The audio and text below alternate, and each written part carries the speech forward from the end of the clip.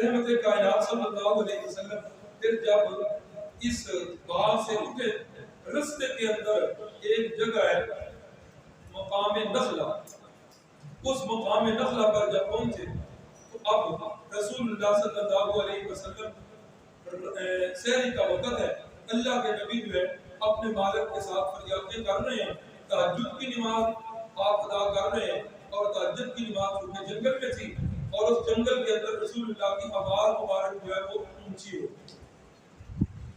اب جس وقت آواز مبارک اونچی ہوئی تو اس وقت جنات کی ایک جماعت کا ادھر سے ادھر ہو گیا، جنات کی جماعت، ان کے کانوں میں رسول اللہ صلی اللہ علیہ وسلم کی آواز مبارک پڑ گئی۔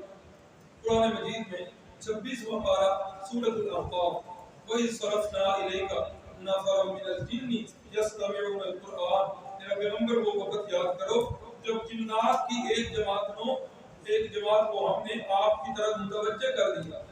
فَلَمَّا حَضَرُوهُ، جب آپ نماز پڑھ رہے تھے وہ آپ کے قریب آئے اور آ کر کہنے لگے انصتوا انصتوا، چپ ہو جاؤ چپ ہو۔ قرآن کی تلاوت ہو گئی اور قرآن کی تلاوت کا وقت بولنا نہیں، خاموشی اختیار کرنا، چپ رہنا۔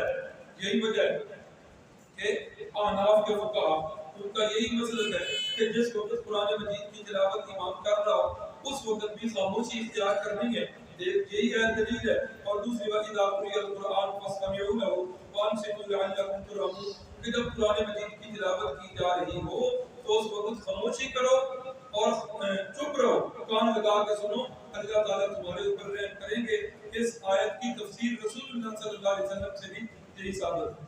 اب جس وقت وہ لوگ آئے انہوں نے قرآن کا ادب کیا، تلاوت کو سن کر خاموشی اختیار کی، اللہ رب العزت نے اسی قرآن کی تلاوت کو ان کے لیے جو ہے ذریعہ ہدایت بنا دیا۔ اب وہ کیا کرتے ہیں؟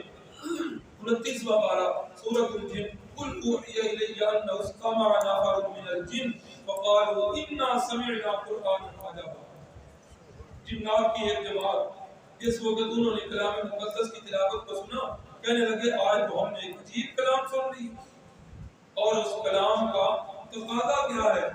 آج کے بعد لن نشرک بربنا احدا، آج کے بعد ہم اپنے رب کے ساتھ کسی کو شریک نہیں کریں۔ یعنی قرآن مجید کا اعجاز ہے۔ جنات نے سنا تو جنات جو ہے ان کا بھی عقیدہ ٹھیک ہو گیا۔